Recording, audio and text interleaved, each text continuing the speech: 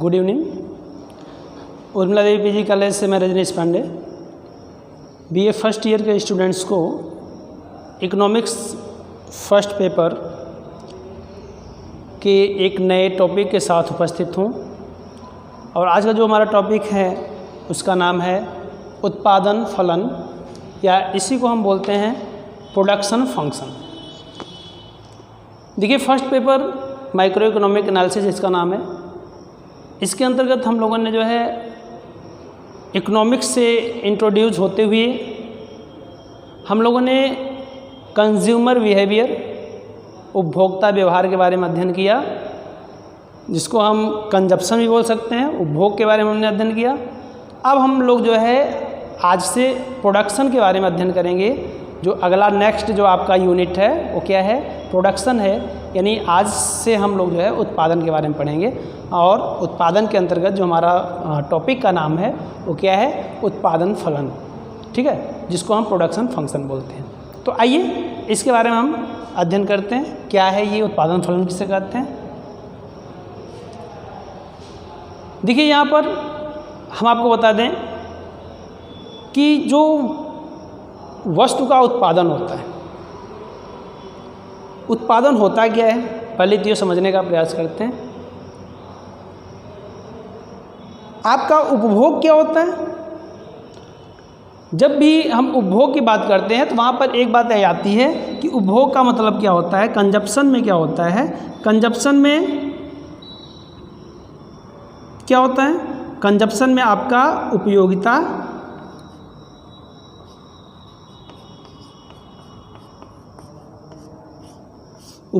नष्ट होती है ना। उपयोगिता क्या होती है? नष्ट होती है। प्रोडक्शन में क्या होता है? प्रोडक्शन में आपका क्या होता है? उपयोगिता सृजित होती है। उपयोगिता क्या होती है? सृजित होती है, ठीक है।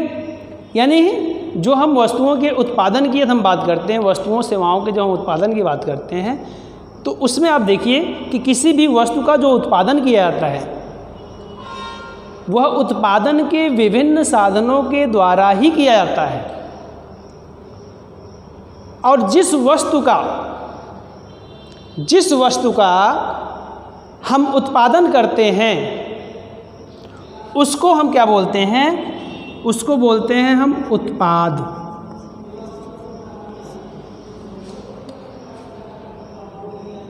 या इसी को हम बोलते हैं प्रदा, या इसी को हम बोलते हैं निर्गत।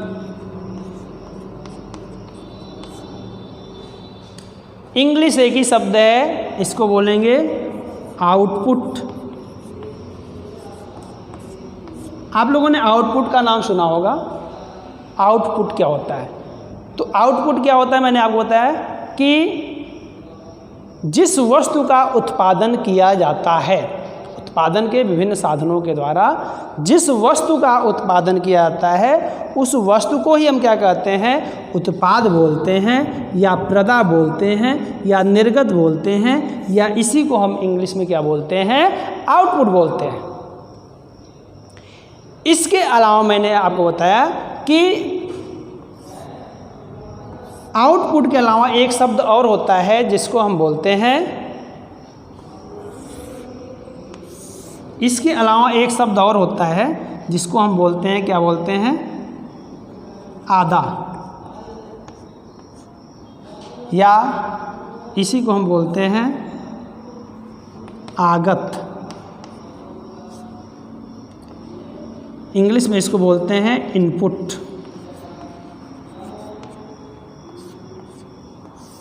आदा या आगत या इनपुट क्या होता है? उत्पादन के साधनों को ही हम क्या कहते हैं? आदा कहते हैं, या आगत कहते हैं, या इनपुट कहते हैं।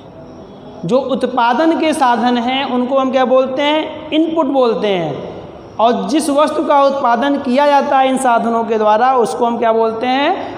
आउटपुट बोलते हैं, ठीक है। इसको क्या बोलते हैं? इनपुट, और इसको क्या बोलते हैं? आउटपुट।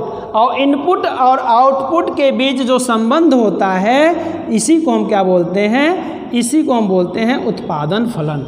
इसी को हम क्या बोलते हैं? उत्पादन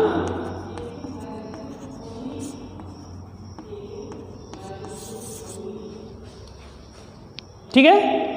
यानी किसी वस्तु का हमें उत्पादन करने के लिए हमको क्या करना पड़ता है? उत्पादन के साधनों का प्रयोग करना पड़ता है। तो उत्पादन के साधनों को मिलाकर किसी वस्तु का हम क्या करते हैं? उत्पाद करते हैं। और ये जो उत्पाद हम करते हैं इसी को हम क्या कहते हैं?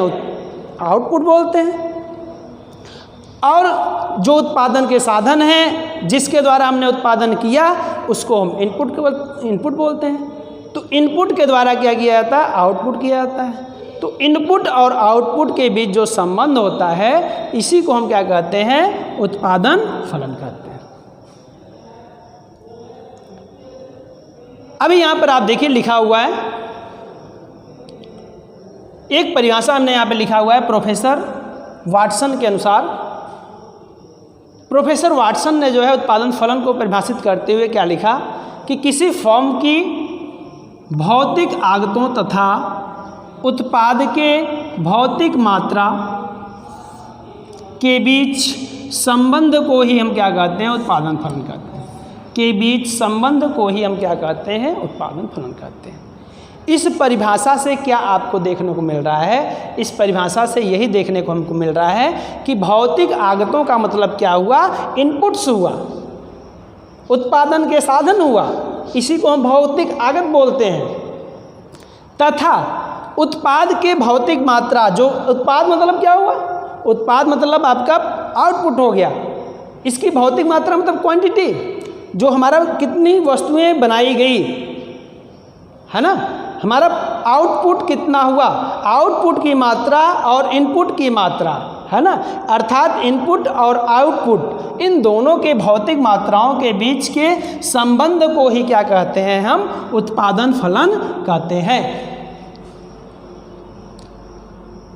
ये इनकी परिभाषा है और इसको हमने यहाँ पे इनपुट आउटपुट के रूप में पहले ही हम आपको एक्सप्लेन किया। तो इस परिभाषा से क्या हुआ, एक लाइन में आपको याद करना है कि उत्पादन फलन क्या होता है। उत्पादन फलन जो है ये आगत तथा निर्गत के बीच संबंध को व्यक्त करता है, या फिर आप ऐसा कर लीजिए कि आगतों तथा निर्गतों के बीच के संबंध को क्या कहते हैं? हम उत्पादन फलन कहते हैं। इनपुट्स और आउटपुट्स के बीच जो संबंध होता है इसी को हम क्या कहते हैं? हम उत्पादन फलन कहते हैं। हम संक्षेप में इसको कह सकते हैं कि उत्पादन फलन क्या होता है? उत्पादन संभावनाओं की एक सूची होती है। उत्पादन फलन क्या होता है? उत्पादन संभावनाओं की एक सूची होती है। अर्थात ये जो आपका उत्पादन होता है, आउटपुट जो होता है, ये डिपेंड करता है इनपुट्स पर। आपका इनपुट्स, जिस तरह से आप इनपुट्स का प्रयोग करेंगे उसी तरीके से आउटपुट आपको प्राप्त होगा, है ना। कहते हैं ना, जैसा आप कर्म करते हैं वैसा आपको फल प्राप्त होता है। तो जैसा आप कर्म करेंगे वैसा आपको फल मिलेगा। इसका मतलब क्या हुआ? कर्म आपका क्या हो गया? इनपुट हो गया। फल क्या हो गया? आपका आउटपुट हो गया। तो वही चीज़ यहाँ पर है कि आप उत्पादन के साधनों के द्वारा ही क्या करते हैं? उत्पादन, किसी वस्तु का उत्पादन आप करते हैं। तो ये आपका जिस तरह से जो है आप उत्पादन के साधनों का प्रयोग करते हैं उसी प्रकार से जो है उत्पादन आपका आउटपुट आपको प्राप्त होता है। इसी के बीच के जो संबंध को हम क्या कहते हैं? फलनात्मक संबंध को हम कहते हैं उत्पादन फलन कहते हैं। क्लियर? इसको हम जो है गणितीय सूत्र के रूप में भी लिख सकते हैं। अब गणितीय सूत्र के रूप में कैसे लिख सकते हैं? यहाँ पर हम आपको लिख के बताएं। P बराबर function of A B C। P बराबर function of A B C, जहाँ पर हम आपको बताएं कि P क्या है? P आपका उत्पादन है। P क्या है? उत्पादन है या उत्पादन की मात्रा है ना। ये क्या है? उत्पादन की मात्रा कह लीजिए या केवल उत्पादन कर लीजिए। और ABC क्या है? ABC ये क्या है, उत्पत्ति के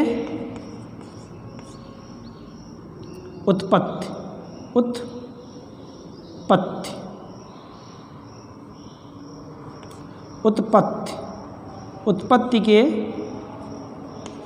विभिन्न साधन। ABC क्या है, उत्पत्ति के विभिन्न साधन हैं, और उत्पत्ति के विभिन्न साधन और P के बीच जो आपका F लिखा हुआ है ये क्या है, फंक्शन है, जिसको हम क्या बोलते हैं, फलन बोलते हैं, फंक्शन बोलते हैं। अब यहाँ पर हम बार बार बात कर रहे हैं कि उत्पादन के जो साधन हैं, जो आगत है, इनपुट्स है, उत्पत्ति के विभिन्न साधनों को ही हम क्या बोलते हैं, इनपुट्स कहते हैं, और इनपुट्स के द्वारा क्या किया जाता है, आउटपुट किया जाता है। तो उत्पत्ति के विभिन्न साधन क्या होते हैं, इसको समझना बहुत ही आवश्यक होता है। हम इकोनॉमिक्स में बात करें, मुख्य रूप से यदि हम बात करें तो उत्पत्ति के जो साधन होते हैं वो मुख्य रूप से हम आपको यहाँ पर चर्चा कर लेते हैं। उत्पत्ति के जो साधन हैं,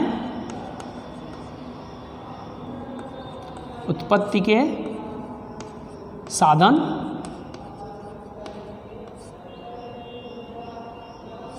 ये मुख्य रूप से हम आपको बताएं 5 प्रकार के साधन होते हैं, जिसमें पहला आपका भूमि, इसको हम लैंड बोलते हैं। दूसरा आपका लेबर है, श्रम। कैपिटल, पूंजी, पूंजी होता है।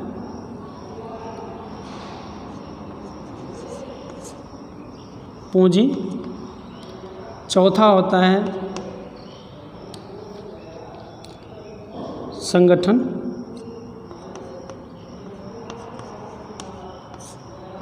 पांचवा होता है साहस। आप क्रम आगे पीछे कर सकते हैं, साहस लिखिए तब संगठन लिखिए, कोई दिक्कत नहीं।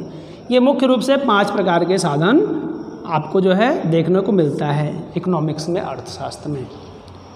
यही उत्पत्ति के विभिन्न साधन हैं, इन्हीं का प्रयोग करके ही हम क्या करते हैं, किसी भी वस्तु का, किसी भी सेवा का क्या करते हैं, प्रोडक्शन करते हैं, उत्पादन करते हैं। ये उत्पत्ति का जो है स्थिर साधन होता है भूमि। भूमि क्या है, किसी भी वस्तु का उत्पादन हमें करना है तो हमें भूमि की आवश्यकता होती है। बिना भूमि के हम किसी भी वस्तु का उत्पादन नहीं कर सकते। हम हवा में उत्पादन नहीं कर सकते, अंतरिक्ष में उत्पादन नहीं कर सकते। हमको उत्पादन करना होगा तो कहाँ पे करेंगे, ज़मीन पे ही करेंगे। भूमि का मतलब खेत भी हो सकता है ना, आपका कोई प्लाट हो सकता है, आपका जो है मकान हो सकता है, घर हो सकता है ना, जहाँ पे फैक्ट्रियाँ लगी होती हैं, बड़ी बड़ी बिल्डिंगें होती हैं ना, बड़े बड़े जो है फार्म के लिए बने हुए होते हैं, बड़े बड़े हॉल बने रहते हैं, है ना। तो कोई भी हॉल हो, ज़मीन हो, मतलब ये सब किस में आते हैं, भूमि के अंतर्गत ही आते हैं। यानी इसके द्वारा ही जो है इसका महत्वपूर्ण भूमिका होती है। बिना भूमि के, बिना ज़मीन के, जैसे कृषि वर्क आपको करना है, कृषि उत्पादन करना है, कृषि भी क्या है, एक उत्पादन है। कृषि उत्पादन करने के लिए आपको क्या करना पड़ता है, भूमि की जो खेती योग्य जो भूमि होती है, कृषि योग्य जो भूमि होती है, उसका प्रयोग आप करते हैं, उसी में तो उत्पादन करते हैं आप।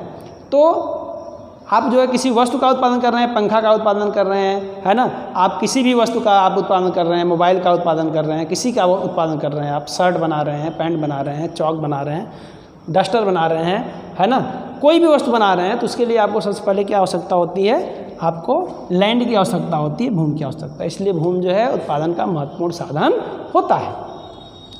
इसके अलावा जो है केवल भूमि से ही किसी वस्तु का उत्पादन नहीं होता। किसी भी वस्तु को उत्पादन करने के लिए उसमें श्रम की भी आवश्यकता होती है। तो इसलिए लेबर भी क्या होता है, उत्पादन का महत्वपूर्ण साधन है। क्योंकि जब तक आप लेबर का प्रयोग नहीं करेंगे, श्रम का प्रयोग नहीं करेंगे, श्रमिकों का प्रयोग नहीं करेंगे, तब तक आपका किसी भी वस्तु का उत्पादन संभव नहीं है। इसके अलावा जो है भूमि और श्रम के साथ साथ जो है कैपिटल की आवश्यकता होती है, पूंजी की आवश्यकता होती है। पूंजी का तात्पर्य केवल रुपए पैसे से ही नहीं होता, बल्कि आपका जो है जो भी उत्पादन में सहयोग करती हैं, है ना, जैसे आपकी मशीनें हो गई, है ना, तो मशीनें क्या हैं, मशीनें भी पूंजी के अंतर्गत आती हैं। तो पूंजी का मतलब केवल धन से नहीं होता, बल्कि जो भी उत्पादन के लिए प्रयुक्त होता है ना, उपकरण, उसको भी हम पूंजी के अंतर्गत शामिल करते हैं। तो ये पूंजी की भी आवश्यकता होती है। संगठन, ऑर्गेनाइजेशन, संगठन की भी आवश्यकता होती है। संगठन का कार्य क्या होता है? संगठन का कार्य होता है कि उत्पादन के जो साधन हैं उनका एक निश्चित अनुपात में प्रयोग करना होता है। तो किस अनुपात में इनका प्रयोग किया जाए ताकि उत्पादन बेहतर हो, अच्छे ढंग से हो, अधिक से अधिक उत्पादन हो। तो किस रेशियो में हमको भूमि की आवश्यकता है, किस रेशियो में हमको भूमि की ज़रूरत पड़ेगी या लगाना है हमको उत्पादन क्रिया में, किस मात्रा में हमको जो है किस रेशियो में हमको श्रम की आवश्यकता है या उसका प्रयोग करना है, किस रेशियो में हमको पूंजी का प्रयोग करना है। तो भूमि, श्रम, पूंजी जो भी उत्पादन के अन्य साधन हैं इनको जो है हमें किस रेशियो में उनका प्रयोग करना है उत्पादन क्रिया में, ये कार्य कौन करता है? संगठन करता है, ऑर्गेनाइजेशन करता है। ठीक है, तो इसलिए इसका भी बहुत ही महत्वपूर्ण भूमिका होती है। इसके अलावा हम बात करें कि इन सब के अलावा जो है एक महत्वपूर्ण होता है, ये बोलते हैं साहस। साहस या इसी को हम उद्यम भी बोलते हैं। साहस को भी क्या बोलते हैं हम? उद्यम भी बोलते हैं। उद्यम या साहस क्या होता है? उत्पादन क्रिया को संपादित करने के लिए जो रिस्क उठाना पड़ता है, जोखिम उठाना पड़ता है, जो जोखिम उठाता है उसी को हम साहसी या उद्यमी कहते हैं। साहसी या उद्यमी का कार्य क्या होता है? साहसी या उद्यमी वही होता है जो जोखिम उठाता है। किसका? भाई प्रोडक्शन वर्क करना है। प्रोडक्शन वर्क कोई सामान्य कार्य तो है नहीं, जोखिम भरा कार्य है। जोखिम किस चीज़ का है? हानि हो सकती है ना। जो हम जहाँ पे हम पूंजी लगा रहे हैं प्रोडक्शन के लिए जो है, वहाँ पे हमको क्या हो सकता है? लॉस भी हो सकता है। तो लॉस को सहन करने के लिए, है ना, उसके जोखिम को उठाने के लिए किसी व्यक्ति की आवश्यकता होगी, है ना, किसी उत्पादन साधन की आवश्यकता होगी।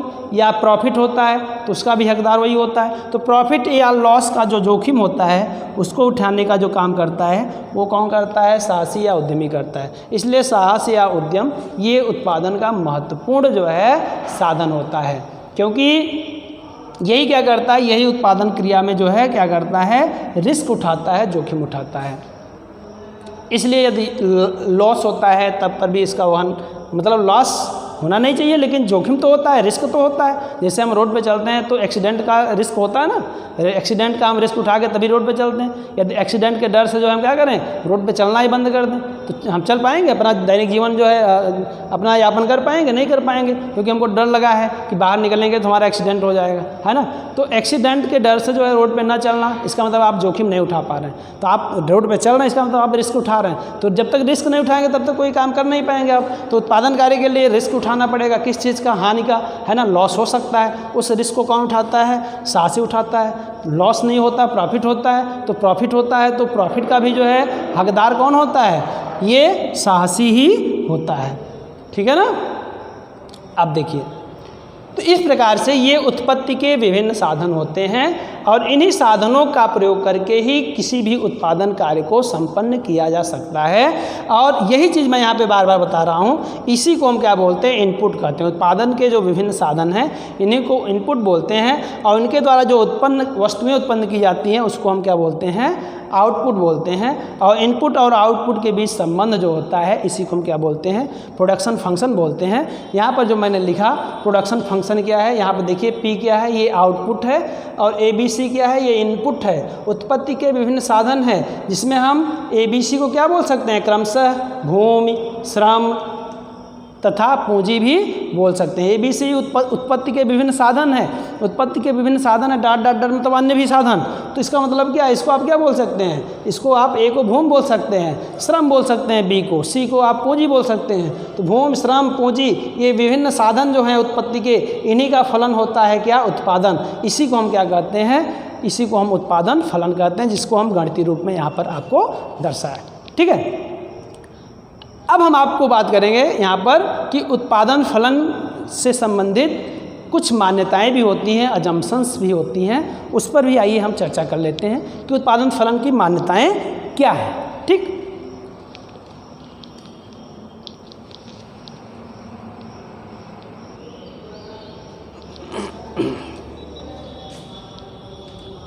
ठीक है, आइए अब हम बात करते हैं उत्पादन फलन की मान्यताएं। ये मान्यताएं किसकी हैं? उत्पादन फलन की। उत्पादन फलन की मान्यताएं। अर्थात जो उत्पादन फलन है ये कुछ विशिष्ट मान्यताओं पर आधारित है। यहाँ पर हम कुछ प्रमुख मान्यताओं की बात करते हैं, जिसमें आप देखिए यहाँ पे पहला मान्यता लिखा हुआ है कि उत्पादन फलन जो होता है वह एक निश्चित, यहाँ पर टी मैंने लिख दिया है, टी फॉर टाइम, समय, एक निश्चित समय से क्या होता है, संबंधित होता है। पहला पॉइंट क्या है, पहली मान्यता क्या है कि उत्पादन फलन क्या होता है, वह एक निश्चित समय से संबंधित होता है। यानी एक निश्चित टाइम में, एक निश्चित समय में आपने उत्पादन के विभिन्न जो साधन हैं, इनपुट्स हैं, का प्रयोग करके जो आपने आउटपुट किया है,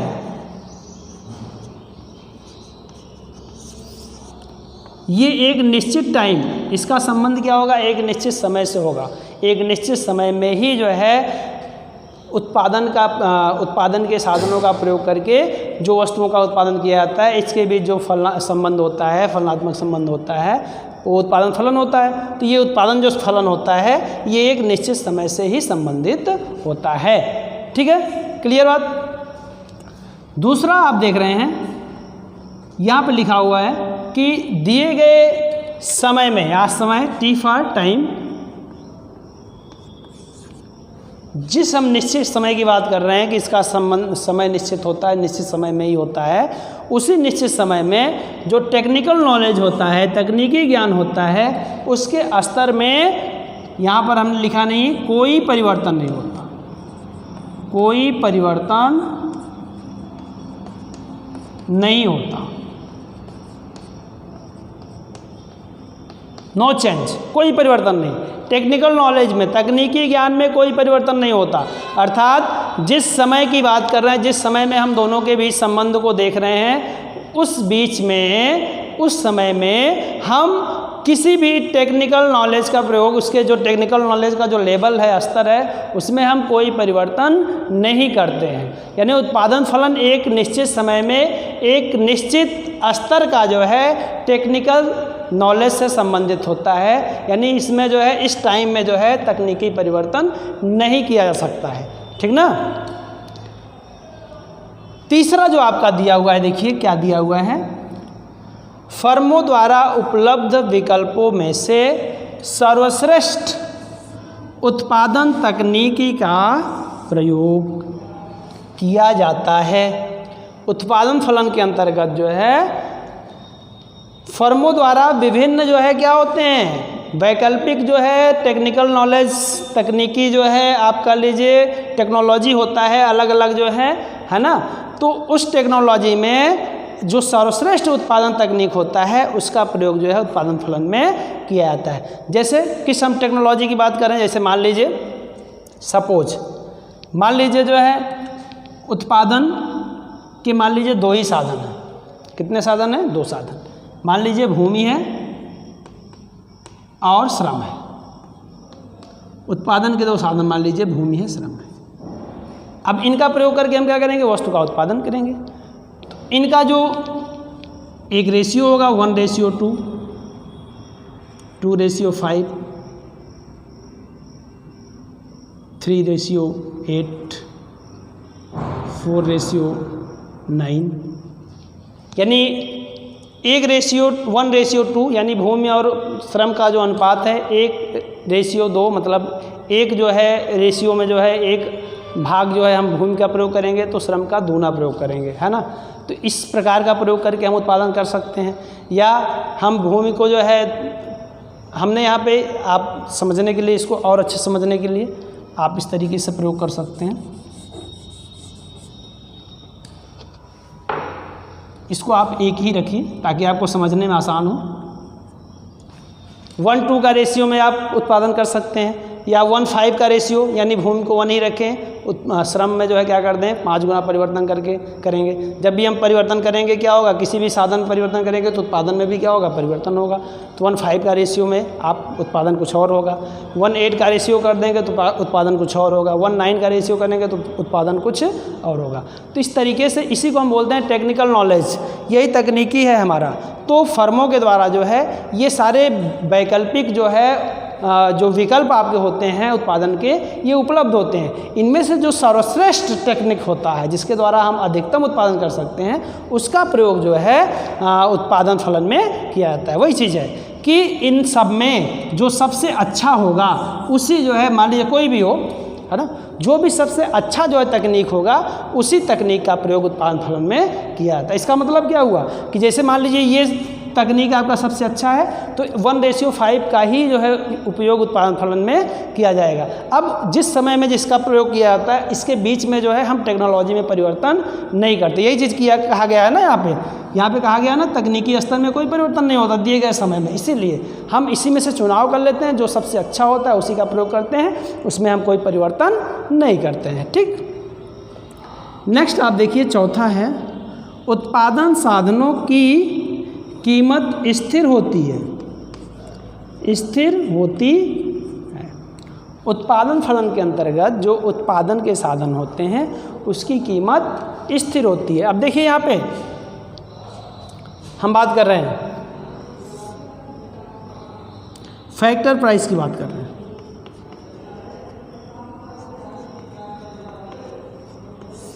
इसको हम साधन कीमत बोलते हैं।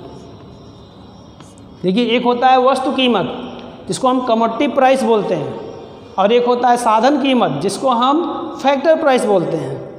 यहाँ पर हम साधन कीमत की बात कर रहे हैं कि उत्पादन के जो साधन हैं इसकी कीमतें स्थिर होती है। इसका मतलब साधन की कीमत, यानी साधन कीमत क्या होती है, स्थिर होती है, इसमें कोई परिवर्तन नहीं होता। अब ये साधन कीमत क्या होता है, इसको समझ, वस्तु की कीमत तो आपको समझ में आता, जैसे ये चाक का जो है प्रोडक्शन हो रहा है, अब इसकी कीमतें स्थिर मान लीजिए कर दी गई, तो इसकी कीमतें मान लीजिए जो है इसकी कीमत जो है 1 रुपये है, तो 1 रुपये से 2 रुपये नहीं होगा या 50 पैसे नहीं होगा, 1 रुपये ही रहेगा, है ना, जिस सिचुएशन में हम बात कर रहे हैं, जिस स्थिति में हम बात कर रहे हैं, है ना। तो इसका मतलब हुआ कि ये वस्तु की कीमत हो गई। लेकिन साधन कीमत क्या होता है, साधन कीमत का मतलब क्या होता है, मैंने अभी आपको बताया कि उत्पादन के विभिन्न जो साधन होते हैं, भूमि है, श्रम है, पूंजी है ना, साहस है, संगठन, साहस या आपका साहस है और संगठन है, ये उत्पत्ति के विभिन्न साधन हैं। अब ये जो साधन है इनका प्रयोग किया जाता है उत्पादन कार्य को संपादित करने में, इनपुट्स हैं ये, इनकी भी क्या होती है, एक प्राइस होती है। क्योंकि जैसे आपने लैंड का प्रयोग किया, भूमि का प्रयोग किया, तो इसकी कीमत क्या होती है, इसकी कीमत जो है रेंट होती है, लगान जिसको बोलते हैं। आपने भूमि का प्रयोग किया तो आपको लगान देना पड़ेगा, आपने श्रम का प्रयोग किया तो आपको जो है लेबर को क्या मिलेगा, श्रम को क्या मिलेगा, श्रम को वेज, लैंड को क्या मिलेगा, रेंट, लेबर को क्या मिलेगा, वेज, मजदूरी, यानी श्रमिकों का आपने प्रयोग किया है तो श्रमिकों को आप क्या देना पड़ेगा, मजदूरी। तो जो श्रमिकों को आप मजदूरी देते हैं, है ना, यही क्या है, श्रमिकों की कीमत है, जो उसकी मजदूरी वही क्या हो गया, वो साधन, श्रमिक क्या है, साधन है। आपको उस साधन के बदले आपको क्या करना पड़ रहा है, उतना रुपया देना पड़ रहा है, तो क्या हो गया, उसकी कीमत हो गई। इसी को हम कहते हैं साधन कीमत। तो जितने भी उत्पादन के साधन होते हैं उसकी कीमतें क्या होती हैं, वो स्थिर होती हैं, क्योंकि जितना भी उत्पादन किया जाता है उसको जो है उत्पादन के विभिन्न साधनों में वितरित कर दिया जाता है, जो कि उसी को हम क्या कहते हैं, साधन की कीमत कहते हैं। ठीक है, क्योंकि जितना भी उत्पादन कार्य होता है उत्पादन के विभिन्न साधनों के द्वारा ही होता है, इसीलिए जितना उत्पादन आपका होगा उसको जो है बाद में उत्पादन के बाद क्या किया जाता है, उत्पादन के विभिन्न साधनों में उसको वितरित कर दिया जाता है, बांट दिया जाता है। इसी को हम क्या कहते हैं, साधन कीमत कहते हैं। क्लियर हुआ। और जो साधन कीमत होता है उत्पादन फलन के अंतर्गत, वो क्या होता है, स्थिर होता है, फिक्स होता है, इसमें कोई परिवर्तन नहीं होता है।